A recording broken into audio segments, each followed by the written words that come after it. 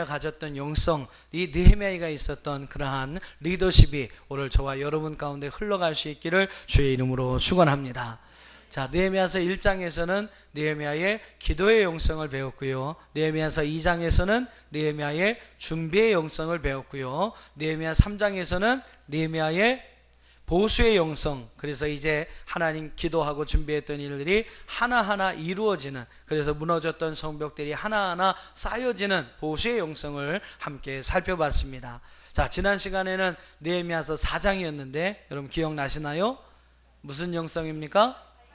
예, 파이팅의 영성. 자, 그래서 이제 점점 예루살렘 성벽이 쌓아가게 됩니다. 무너졌던 140년 동안 무너졌던 성벽이 조금씩 쌓아져 가기 시작해요. 근데 그 성전 쌓아가는 일이 그리 순탄하지만 않습니다. 그 모든 성전 재건의 일들, 성벽 재건의 일들을 방해하는 적대자들이 나타나게 됐죠. 그래서 느헤미야서 4장에서는 그 적대자들과의 싸움에서 느헤미야 어떻게 승리하고 이겼는지를 함께 살펴봤습니다. 그래서 느헤미야 4장은 싸우는 영성, 파이팅의 영성이다 라고 말씀을 드렸어요. 자, 오늘 느헤미야서 5장을 여러분과 함께 살펴볼 텐데, 느헤미야서 5장의 소리가 살펴볼 수 있는 느헤미야의 영성은 따라해 보시죠. 본이 되는 영성. 예, 본이 되는 영성입니다. 오늘 이 느헤미야의 영성이 저와 여러분 가운데 흘러갈 수 있기를 주의 이름으로 축원합니다. 옆에 계신 분하고 다시 한번 인사하시죠. 많은 은혜 받으시기 바랍니다. 자, 무너졌던 예루살렘의 성벽이 쌓아지고 있습니다. 근데 그들을 방해하는 외부의 세력들이, 그들의 공격이 만만치가 않아요. 하지만 느헤미야 이스라엘 백성들 안에 있었던 비전들, 또한 그 믿음들, 또한 하나님의 역사들에 대한 새로운 희망들이 있었기 때문에 그들은 그 모든 공격을 물리칠 수가 있었고 성벽 재건의 일들을 계속해서 해나갈 수가 있었습니다. 지난 시간에도 함께 살펴봤지만 여러분, 그들의 공격이 오히려 그 백성들을 단합하게 하는 촉진제가 되었다라고 말씀을 드렸죠. 그래서 이제 어느덧 성벽 전체가 연결이 되었고 성벽의 높이가 절반 정도에 이르게 되었습니다. 그 성벽이 절반 정도 쌓여졌을 때에 오늘 이 느헤미야서 5장의 말씀에 보면 외부의 공격보다, 반대자들, 적대자들의 공격보다 좀 더 심각한 문제가 그들 내부 안에서 일어나고 있습니다. 여러분, 그 문제가 무엇입니까? 그것은 바로 원망과 불평에 관한 문제였습니다. 자, 오늘 본문의 1절의 말씀을 보시면 백성들이 그의 아내와 더불어 그의 아내와 함께 크게 부르짖었다라고 이야기가 나오고 있습니다. 이것은 서로 다투었다, 부부싸움했다라는 그러한 이야기입니다. 여러분, 왜 부부싸움을 했을까요? 주로 아내들은 집안에서 살림을 하고 남편들은 이제 집 밖에 가서 일을 하게 됩니다. 어쨌든 남편들이 밖에 나가서 일을 하여 얻은 소득을 가지고 집에서 아내가 살림을 하는 것이죠. 그래서 아이들에게 먹을 것도 주고 그 가정에 필요한 양식들, 필요한 것들을 구입을 하게 됩니다. 근데 지금 이 남자들이 하는 일이 무엇입니까? 52일 동안 하는 일이 뭐냐면 성벽을 쌓는 일이에요. 이 성벽을 쌓는다고 해서 여러분 누가 양식을 주거나 소득을 주는 것이 아니었습니다. 그들은 그저 이 일이 하나님의 일이기 때문에, 또 이 일이 하나님께서 주신 그러한 일이기 때문에 그들은 아무 보상도 바라지 아니하고 그 성벽 재건의 일들을 행하게 됩니다. 얼마나 여러분 큰 믿음입니까? 하나님의 뜻을 이루어 드리기 위해서 그들은 열심히, 어떠한 보상도 없이 열심히 성벽 재건의 일들을 행하게 됩니다. 근데 문제는 이제 가정에서 문제가 나오기 시작하는 거예요. 남편들이 성을 쌓느냐 돈을 벌어다 주지 못하니까 이제 집안 살림에 문제가 생겨나기 시작하는 겁니다. 아내가 남편에게 이야기합니다. 여보, 우리 집에 딸이 떨어진 게 아니라 쌀이 떨어졌어요. 오늘 아이들에게 밥을 해줘야 되는데 쌀이 없어요. 어떻게 하면 좋겠어요? 그럼 남편이 막 호통을 칩니다. 여보시오, 지금 우리가 이 하나님의 일을 이루기 위해서 이렇게 남편이 수고하고 있는데 좀 집안에서 좀 배고프면 좀 어떻소? 우리 조금만 더 참으시다. 이 일이 하나님이 기뻐하시는 일이고 하나님의 뜻이니까, 하나님이 원하시는 일이니까 우리 조금만 참아서 이 일을 완성하면 그 위에 놀라운 하나님의 축복이 있을 것이요, 우리 조금만 더 참아봅시다. 여러분 믿음 좋으셔서 아멘 했지만 그때 아내들이 더 바가지를 긋는 거예요. 당신은 집안일을 몰라서 그렇고 지금 아들이 굶어가고 있는데 뭐가 보이냐고 또 막 바가지를 긁고 잔소리를 합니다. 그러다 보면 이제 부부싸움을 하게 되는 거죠. 근데 여러분, 가정에서 생기는 문제는요, 이제 점점 커질 수밖에 없습니다. 가정의 문제가 이제 사회, 직장의 문제로 확장이 되는 거고요. 그 문제가 또 나라, 국가의 어떠한 그 사태를 위협하는 문제로 커갈 수가 있는 거예요. 오늘 여러분 이스라엘 백성들의 모습을 보세요. 1절부터 5절까지 말씀을 쭉 보시면 1절에서 발생했던 그 가정의 문제가 2절로 5절까지 쭉 말씀 보면 그 민족의 문제로, 큰 나라의 문제로 그 상황이 확대되어져 가는 것을 볼 수 있습니다. 자, 먼저 2절의 말씀 보세요. 어떤 사람은 이렇게 이야기를 합니다. 우리와 우리 자녀들이 많으니 양식을 얻어먹고 살아야 하겠다. 그러면서 이제 양식을 얻기 위해서 아이들을 버려놓고 가정을 팽개쳐 놓고 일하기 위해서 먹기 위해서 나오는 그러한 어떤 직장으로 일을 찾아 나오는 사람들이 늘어나기 시작합니다. 또 3절에 보면 어떤 사람은 말하기를 우리가 밭과 포도원과 집이라도 저당을 잡히고 이 흉년에 곡식을 얻자 하고 라고 이야기를 합니다. 그러니까 자기 집과 포도원 또한 밭을 저당 잡히고 그것으로 받은 어떤 돈을 가지고 곡식을 사는 일들이 일어나게 돼요. 4절에 보니까 또 어떤 사람 말하기를 우리는 밭과 포도원으로 돈을 빚내서 왕에게 세금을 바쳤도다. 문제는 소득은 없는데 국가에서는 계속 백성들에게 세금을 요구하는 겁니다. 그러니 그 세금을 또 내야 되겠죠. 그러니 자기들의 밭과 포도원으로 돈을 빚내서 그 세금을 충당하기에 바쁩니다. 그러다 보니까 어떻게 일어납니까? 이자에 이자가 붙고 빚에 또 빚이 붙어가지고 어떤 일들이 일어나면 5절의 말씀 보세요. 우리 육체도 우리 형제의 육체와 같고 우리 자녀도 그들의 자녀와 같거늘 이제 우리 자녀를 종으로 파는도다. 우리 딸 중에 벌써 종된 자가 있고 우리의 밭과 포도원이 이미 남의 것이 되었으나 우리에게는 아무 힘이 없도다. 이자나 이런 거 여러 가지 세금에 대한 중압감으로 인하여 포도원, 밭, 집이 다 날아가 버렸습니다. 할 수 없어서 자기의 자녀들을 종으로 팔아버리는 그런 가정들도 생겨나기 시작해요. 근데 아무것도 할 수 없는 겁니다. 이러한 문제들이 발생하는데 그들은 아무것도 할 수가 없었어요. 이 일로 인하여 점점 백성들의 원망과 불평의 소리가 커져가기만 합니다. 백성들 가운데 커져가는 이런 원망과 불평은요, 이스라엘 백성들에게 있어서 그 대적자들의 공격보다 더 심각하고 무서운 그러한 이제 재앙이 되어버렸던 것입니다. 사단의 공격은 믿음과 기도와 말씀으로 쫓아낼 수가 있습니다. 근데 이 우리 안에 생겨나는 원망과 불평의 문제들은 해결되는 것이 그리 쉽지 않다라는 거예요. 아예 외부에서의 공격이나 대적자들의 문제들은요, 한 마음이 되고 한 뜻이 되어서 함께 공격하면서 이길 수 있었는데 오늘 사람들 안에 일어나는 원망과 이 불평의 문제들은, 또한 이 원망과 불평에 관한 문제들은 쉽게 해결되지 않는 그런 문제거리가 되었다라는 겁니다. 그러니까 외부의 공격보다 더 무서운 것이 바로 사람들 안에, 내부 안에서 일어났던 이 원망과 불평에 관한 소리였다는 것이죠. 이런 문제가 점점 확대되면서 이스라엘 백성들은 심각한 상황에까지 이르게 됩니다. 여러분, 사람이요, 외상으로 죽는 경우는 거의 없다고 합니다. 즉 겉으로 드러나는 어떤 이제 상처나 이런 것들은 치료할 수 있죠. 그것은 뭐 생명의 그러한 치명적인 역할을 하지 못한다고 합니다. 근데 중요한 것은 안에서 발생하는 문제들, 뭐 어디가 터져서 내장에 어떻게 되고 뭐가 잘못되고 또 장기가 손상을 입고 그러면 그건 여러분 인간의 생명에 치명적이라는 것이죠. 오늘 이스라엘 백성들의 문제도 마찬가지였어요. 외부의 문제는 그들이 더 단합해서 그 문제를 해결할 수 있는 문제였지만 이 내부 안에서 일어났던 원망과 불평의 문제들은 참 그들이 해결하기 어려운 문제였다라는 겁니다. 근데 오늘 여러분이 느헤미야서 5장의 말씀 보면 이러한 문제를 느헤미야가 지혜롭게 해결하게 됩니다. 어떻게 해서 그 안에 일어났던 이러한 내부적인 문제를 느헤미야가 해결할 수가 있었을까요?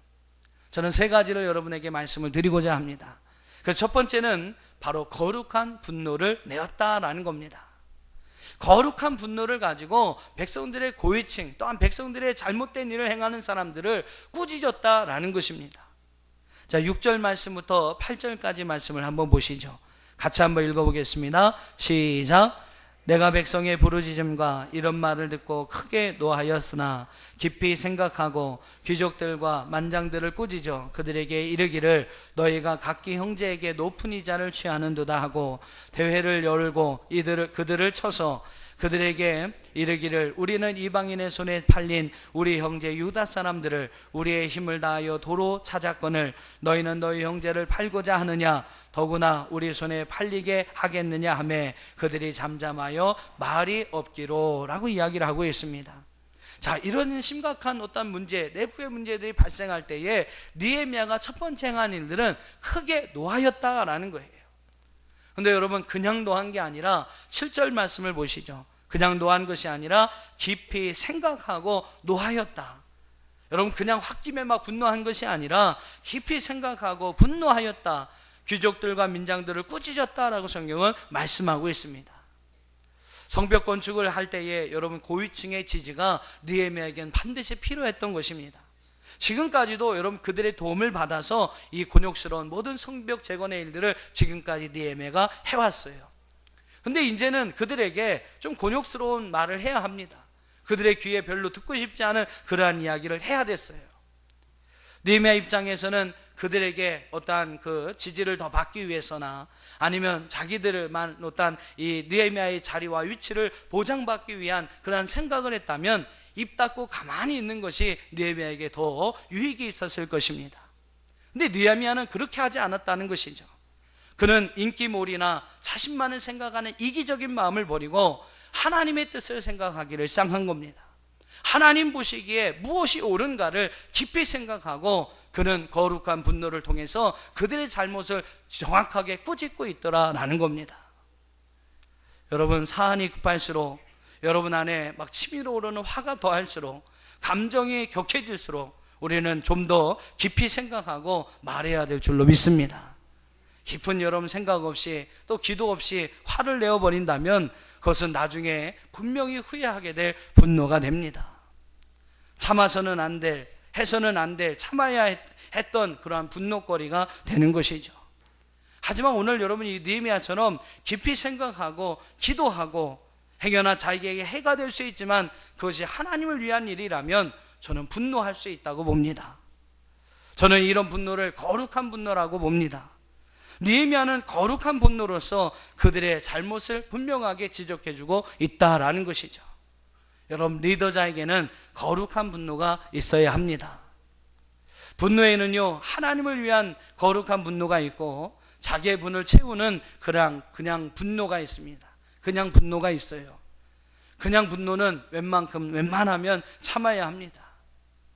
저도 그런 경험을 많이 했습니다만 분을 내서 도움이 되는 경우 별로 없더라고요. 분명히 후회하게 되는 겁니다. 하지만 여러분, 거룩한 분노는 해야 하는 겁니다. 깊이 생각하고 깊이 기도하고 그것이 정말로 하나님을 위한 것이라면 해야 한다라는 것이죠. 어떤 분은 그렇게 아마 물어보실 거예요. 거룩한 분노인지 그냥 분노인지 목사님 어떻게 구별할 수가 있습니까? 저도 잘 모르겠습니다. 근데 모르겠는데 생각해 보면 기도하고 깊이 생각했을 때 오늘 우리 안에 그 분이 사그러질 수 있다면, 깊이 생각하고 기도했는데 오늘 어느덧 그 우리 마음속에 그 어떤 화가 사그러졌다면 저는 그것은 그냥 분노라고 생각합니다. 근데 정말로 깊이 기도하고 이것이 정말로 하나님의 일인가를, 하나님을 위한 일인가를 깊이 고민하고 했는데도 불구하고, 기도하고 생각하고 했는데도 불구하고 오늘 우리 안에 그 분이 사라지지 않는다면 저는 그것은 거룩한 분노라고 생각을 합니다. 깊이 생각하고 기도한 후에 분을 낼 것인가, 분을 내지 말아야 할 것인가, 그것을 결정한다면 우리는 그냥 분노가 아닌 거룩한 분노를 반하는 자가 될 수 있을 거라고 믿습니다. 예수님께서는 성전에서 장사하는 무리들을 보시며 그들의 상을 뒤엎으며 채찍을 휘두르며 하나님의 집을 장사하는 집으로 만들지 말라라고 거룩한 분노를 발하시게 됩니다. 그 일로 인해서 예수님은 바리새인들과 장로들과 사두개인들의 표적을 받게 돼요. 더 큰 미움을 사게 됩니다. 하지만 여러분, 하나님 편에서 이 성전 척결의 사건은 반드시 필요한 것이었어요. 하나님을 예배하고 하나님 앞에 기도하는 그 처소가 장사치들의 이익이나 챙겨주는 장소가 되어서는 안 되기 때문이었습니다. 바로 그런 의미에서 예수님이 행한 그 모든 일들은 거룩한 분노로 행한 일이라고 말할 수 있는 거겠죠. 또 사무엘상 여러분 11장의 말씀 보면 암몬 사람 나하스라고 하는 사람이 길랏 야베스에 진을 치고요, 군사들을 이끌고 진을 치고 야베스의 사람들을 막 위협하고 괴롭힙니다. 이때 야베스의 사람들이 그 암몬 사람 나하스에게 와서 이제 평화를, 이제 어떤 평화로운 계약을 요청을 합니다. 우리와 언약합시다. 그러면 우리가 당신네를 섬길 것입니다. 그때 이 암몬 사람 나하스는 그 야베스 사람들에게 너희들 백성들의 오른쪽 눈을 다 빼야 나는 너와 언약을 하게 될 것이다 라고 이야기를 하면서 이스라엘 백성들을 모욕하게 됩니다. 근데 그 이야기가, 그 야베스 사람들의 이야기가 바로 사울에게 전달이 돼요. 이 당시에 이때는 사울이 왕으로 세워지기 이전이었는데 그 야베스에 관한 이야기가 사울에게 전해지게 됩니다. 자, 사무엘상 11장 5절과 6절 말씀을 한번 같이 읽어보시죠. 사무엘상 11장 5절과 6절 시작. 마침 사울이 밭에서 소를 몰고 오다가 이르되 백성이 무슨 일로 우느냐 하니 그들이 야베스 사람의 말을 전하니라. 사울이 이 말을 들을 때에 하나님의 영에게 크게 감동되매 그의 도가 크게 일어나 라고 이야기를 해요. 이 이야기를 전해들은 사울의 마음에 하나님의 영의 감동이 있었습니다. 그리고 그 마음에 노가 일어났다라고 이야기를 합니다. 사울은요, 그 자리에서 소 한 겨리를 잡아서 각을 뜨고 전령들의 손에 그것을 이스라엘 전역에 두루 보내게 됩니다. 그러면서 그 전령들을 통하여 자기의 말을 전하게 되죠. 누구든지 나와서 이 사울과 사무엘을 따르지 아니하면 이 소들과 같이 될 것이다. 그랬을 때 여러분, 그 백성들 안에 여호와에 대한 두려움이 임하게 되었고 모든 백성들이 나와서 사울과 함께 힘을 합하여 암몬 사람들을 쳐 물찌르는 그러한 놀라운 일들을 행하게 됩니다. 이제 여러분 사무엘상 11장에 나오는 이야기예요. 바로 여러분 사울의 한 사람이라, 사울이라는 그 한 사람의 거룩한 분노로 인하여 야베스의 백성들이 구원을 받게 되었고 하나님의 백성이 자존심이 세워졌고 하나님의 이름이 높임을 받게 되었던 것입니다. 저는 때론 거룩한 분노가 우리에게 필요하다고 봅니다. 분명한 것은 거룩한 분노는 자신을 위한 것이 되어서는 아니라는 거죠. 반드시 그것은 하나님을 위한 것이어야 합니다.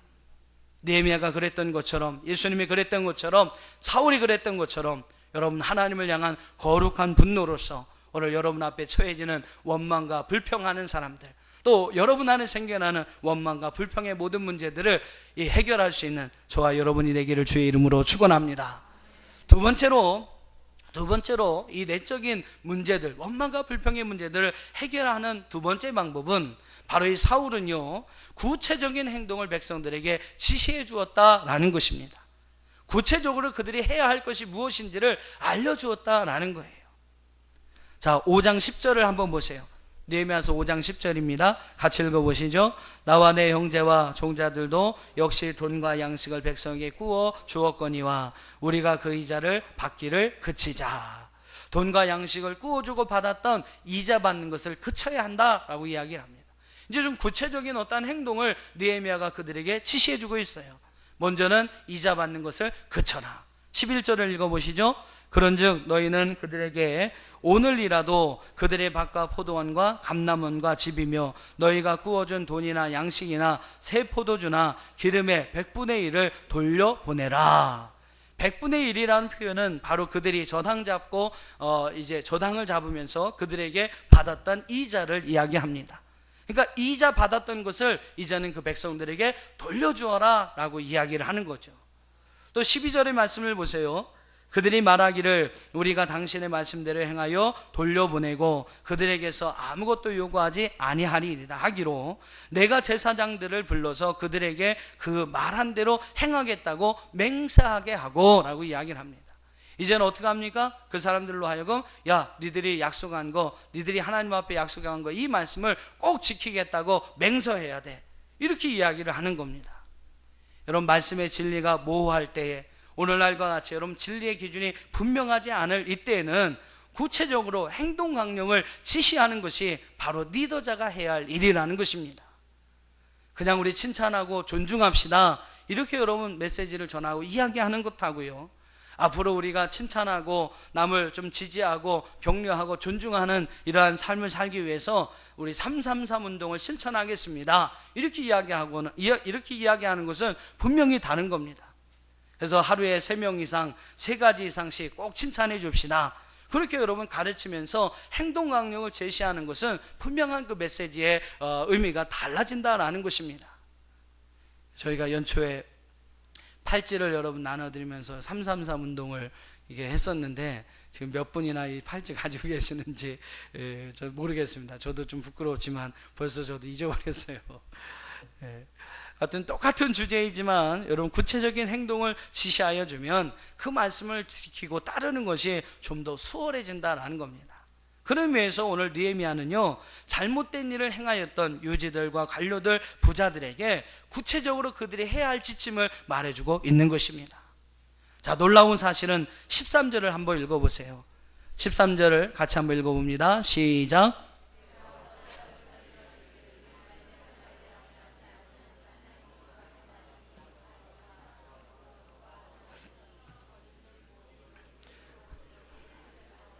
회중이 다 아멘하고 여호와를 찬송하고 백성들이 그 말한 대로 행하였느니라. 할렐루야. 자, 13절의 말씀 보면 이러한 느헤미야의 지적에 대해서 모든 회중이 다 아멘했다고 했습니다. 그리고 여호와를 찬송했고 그 말씀대로 그들이 한 모든 말대로 그들이 행하였다라고 이야기를 해요.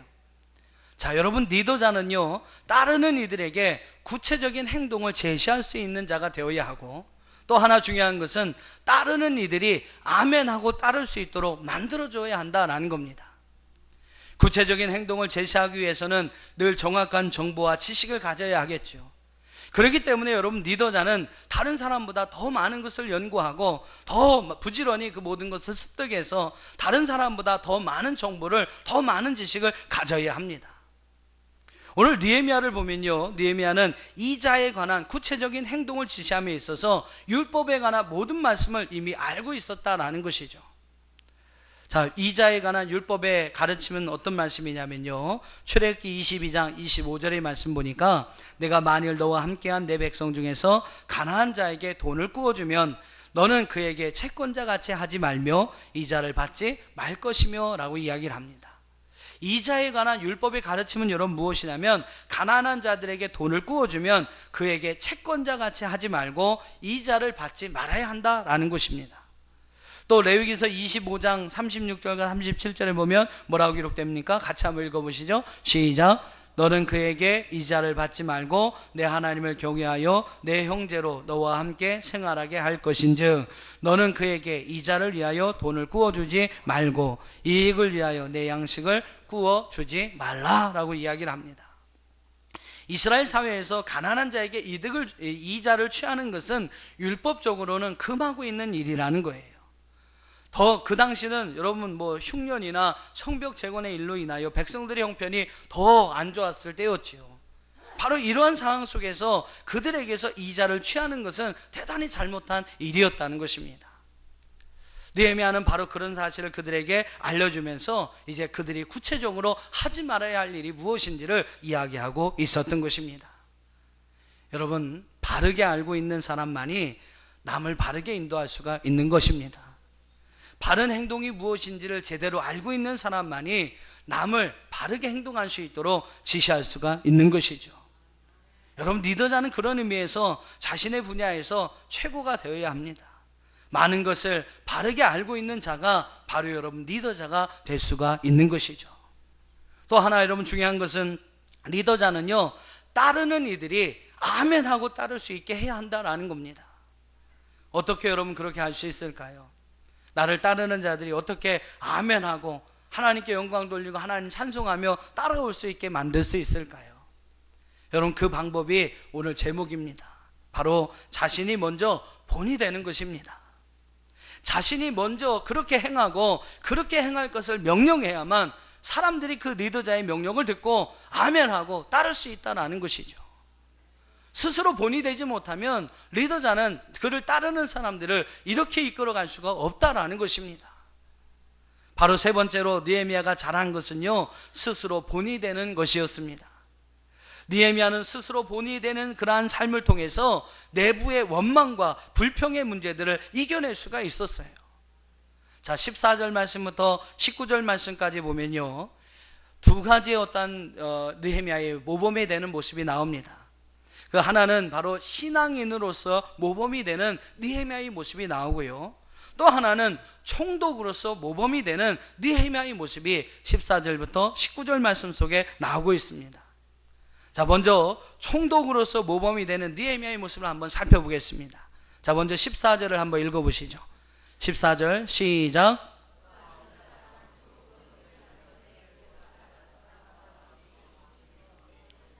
12년 동안은 나와 내 형제들이 총독의 녹을 먹지 아니하였느니라. 자, 무려 12년 동안 이 느헤미야가 총독의 자리에 있으면서 그는 총독의 녹을 먹지 아니하였다라고 이야기를 합니다. 또 여러분 14절의 말씀 보면 느헤미야뿐만 아니라 그의 형제들도 총독의 녹을 먹지 않았다라고 이야기를 해요. 오늘날 한번 보세요. 오늘날 어떻습니까? 가족 중에 누가 좀 더 이렇게 좀 높은 자리에 올라가면 그것을 이용해서 그냥 서로 덕을 보려는 사람들이 얼마나 많이 있는지 몰라요. 뭐 그 사람도 마찬가지예요. 그 사람도 그 자리를 이용해서 여러 가지 불이한 이익들을 취득하려고 합니다만, 그 형제들이나 가족들도 여러분 보세요. 그러지 않습니까? 그게 우리 현실입니다. 그러나 느헤미야와 그 형제들에게는 그런 것이 없었다는 거예요. 조금 있으면 대통령 선거가 있는데 정말 이번에 뽑히는 우리 대통령이나 그 주변의 사람들은 정말 이 느헤미야 같았으면 좋겠습니다. 느헤미야나 이 느헤미야 주변에 있던 사람들이 그 누구도 총독의 그 녹에 눈을 들이지 아니하고 그것을 먹지 아니하였던 살아갔던 것처럼 정말로 그런 대통령이 또 그런 그 주변의 사람들이 뽑혔으면 정말로 좋겠습니다. 16절을 또 한번 보세요. 어떤 면에서 느헤미야가 본이 되었는가? 16절 시작. 도리어 이 성벽 공사에 힘을 다하여 땅을 사지 아니하였고 내 모든 종자들도 모여서 일을 하였으며. 자, 느헤미야는요 오직 자신이 해야 할 일에만 집중하였다라는 거예요. 다른 곳에 눈을 돌리지 아니하고 오직 성벽 재건이라는 그 목표 하나만 집중하면서 거기에 온 힘을 쏟았다라고 성경은 말씀하고 있습니다. 리더자는요 목표를 분명히 세우고 그 목표가 이루어질 때까지 그 목표만 바라보고 나가야 합니다. 그러면 따르는 자들도 함께 그 목표를 바라보면서 함께 나갈 수가 있는 거예요. 그럼 그 목표는 반드시 이루어질 수가 있는 것이죠.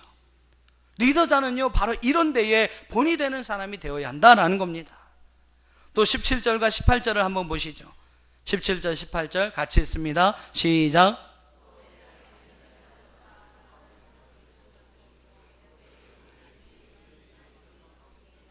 우리에게 나온 자들이 있었는데 매일 나를 위하여 소 한 마리와 살찐 양 6마리를 준비하며 닭도 많이 준비하고 열흘에 한 번씩 각종 포도주를 갖추었나니 비록 이같이 하였을지라도 내가 총독의 녹을 요구하지 아니하였음은 이 백성의 부역이 중함이었더라. 자, 느헤미야는요 백성들의 부역이 중함을 보고 마땅히 받아야 할 총독의 녹, 마땅히 이 총독으로서 받아야 할 대우를 요구하지 않았다라고 성경은 말씀하고 있습니다. 얼마나 멋있는 모습입니까? 백성들은 어렵고 힘든데 지도자, 리더자라고 하는 사람들이 자기들의 주머니만 채우게 바쁜 오늘 현실의 이러한 정치인들이나 사람들의 모습을 보면요 참 부끄러운 것이죠. 하지만 여러분 이 느헤미야의 모습을 보세요. 그 주변에는 그가 거느려야 할 식솔들이 너무나 많이 있었습니다. 그들을 위해 필요한 그러한 물질이나 먹을 것 식량들이 너무나 많이 필요했어요. 근데 오늘 성경의 말씀 보면 비록 이같이 하였을지라도 총독의 녹을 요구하지 않았다라고 이야기를 합니다. 바로 백성들의 부역이 중하였기 때문이라는 것이죠. 자기 주머니, 자기 입속만 챙기고자 하는 요즘의 정치인들하고 비교해 보면 진짜 달라도 너무 다르죠. 그죠? 달라도 너무 다릅니다. 이게 여러분 느헤미야의 멋있는 모습이에요. 여러분 왕이 된 남자 그 광해라는 영화를 혹시 보셨는지 모르겠습니다. 참 저도 봤는데 괜찮은 영화구나라는 생각이 듭니다만 그 영화 속에 나오는 명대사가 몇 가지가 생각이 납니다. 광대였다가 왕이 된 이 이병헌이 청나라의 이제 어떤 진상하는 문제를 가지고 조선의 중신들하고 이게 쫙 이야기를 하는 거예요. 여러분이 이제 중신이 있고 이제 제가 왕이라면 여기서 막 얘기하는 겁니다. 아, 우리 청나라의 진상을 할 때 최고의 것을 이게 다 진상해야 합니다.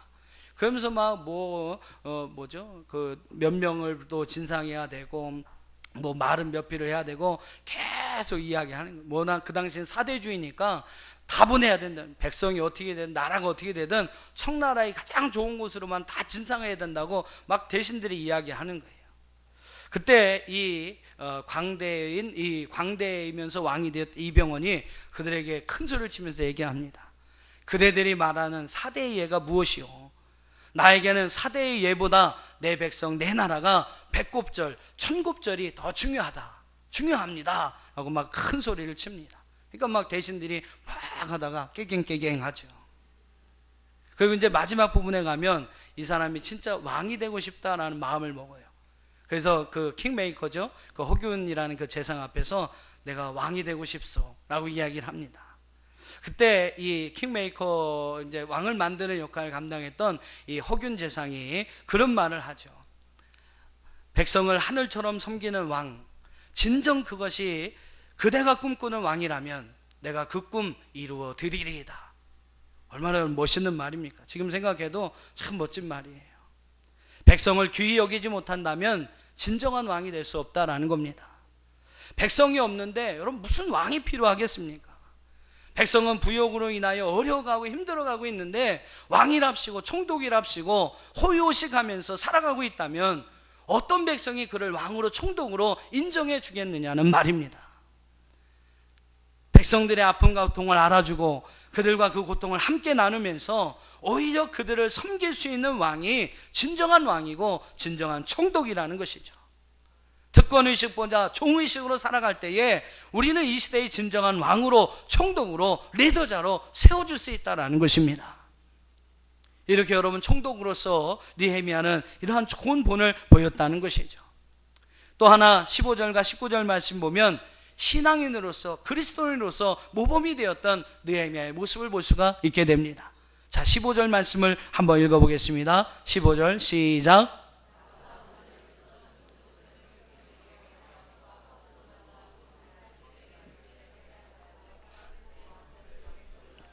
압자하였으나 나는 하나님을 경외함으로 이같이 행하지 아니하고. 자, 느헤미야는 오늘 말씀해 보니까 하나님을 경외함으로 전통적인 과오를 답습하지 않았다라고 이야기를 합니다. 먼저 있었던 총독들이 하던 일을 그냥 그대로 해도 별 문제는 안 될 거예요. 근데 느헤미야는 하나님을 경외하기 때문에 그 일을 답습하지 않았다. 그 전에 왕들이 행하였던 그 과오를 그대로 행하지 아니하였다라고 이야기를 합니다. 왜 그렇게 했다고요? 왜 그렇게 했다고요? 하나님을 경외하기 때문이라는 겁니다. 하나님을 경외하고 하나님을 두려워하기 때문에, 하나님을 경외하는 믿음을 가졌기 때문에 그들과 같이 똑같이 행하지 아니하였다라고 느헤미야는 15절에서 이야기를 합니다. 여러분, 리더자에게는 이렇게 하나님을 경외하고 하나님을 두려워하는 믿음과 신앙이 있어야 한다라는 거예요. 느헤미야 같이 하나님을 경외하는 믿음 가지시기를 주님의 이름으로 축원합니다. 또 19절을 한번 읽어보시죠. 시작. 내가 이 백성을 위하여 행한 모든 일을 기억하사 내게 은혜를 베푸시옵소서. 여러분, 느헤미야에게 무엇보다 중요한 것이 있었는데 그것은 바로 하늘의 녹이었습니다. 하나님의 은혜였다라는 거죠. 세상에서 부귀영화를 누리는 것보다, 총독의 권세를, 명예를 누리는 것보다 그에게 더 소중하고 필요했던 것은 바로 여러분 하나님의 은혜였다라는 거예요. 그래서 그는 마지막에 내게 은혜를 베풀어 달라고 하나님 앞에 기도하고 있습니다. 이렇게 여러분, 느헤미야는요 총독의 녹보다 하늘의 녹을 바라며 살았던 사람이 바로 여러분 느헤미야였습니다. 총독의 녹보다 하늘의 녹을 더 귀하게 여겼던 사람, 그가 바로 여러분 느헤미야였다라는 것이죠. 오늘 그의 영성이 여러분 안에 흘러가기를 주의 이름으로 축원합니다. 여러분은 과연 어떤 모습으로 사셨습니까? 오늘 정말로 느헤미야 같이 하늘의 녹을 총독의 녹보다 더 귀한 것으로 여기며 살았느냐는 것이죠. 정말로 소망하기는 오늘 이 땅의 의식주보다 하나님의 나라와 하나님의 의를 구하며 살 수 있는 저와 여러분이 되기를 주의 이름으로 축원합니다. 정말로 그러기 위해서는요 우리에게 믿음이 있어야 합니다. 어떤 믿음입니까? 먼저 그의 나라와 그의 일을 구하라. 그리하면 이 모든 것을 너희에게 더하여 주시리라. 오늘 이 분명한 믿음이 저와 여러분 가운데 있기를 주의 이름으로 축원합니다. 그래서 여러분 이 믿음 가지시고 여러분 총독의 놋보다 세상에서 부귀영화를 누리는 것보다 하늘의 놋 하나님 나라의 주들을 하나님의 은혜를 구하며 살아갈 수 있는 저와 여러분이 되기를 주의 이름으로 축원합니다. 오늘 이렇게 여러분 총독의 자리에서 신앙인의 자리에서 백성들의 본이 되었던 느헤미야가 있었기 때문에 오늘 그 백성들은 그의 명령에 아멘하면서 따를 수 있었고 그들 안에 발생하였던 내부의 문제들, 원망과 불평의 모든 문제들은 하나하나 해결될 수 있었고 이제 6장에 가면 그 52일간의 성벽 재건의 모든 일들이 완성되는 일들이 일어나게 됩니다. 오늘 느헤미야가 가졌던 본이 되는 영성이 여러분 가운데 흘러가기를 주의 이름으로 축원합니다. 우리는 직장이나 사회에서 리더자로서 본이 되는 사람이 되어야 합니다. 가정에서는요, 부모나 자녀로서 본이 되는 사람이 되어야 합니다. 하나님 안에서는 그리스도인으로서 믿는 자로서 본이 되는 삶을 살아가야 될 줄로 믿습니다. 오늘 이러한 본이 되는 믿음, 본이 되는 신앙, 본이 되는 삶을 통해서 오늘 여러분 안에 하나님이 주신 놀라운 승리의 역사가 있기를 주의 이름으로 축원합니다.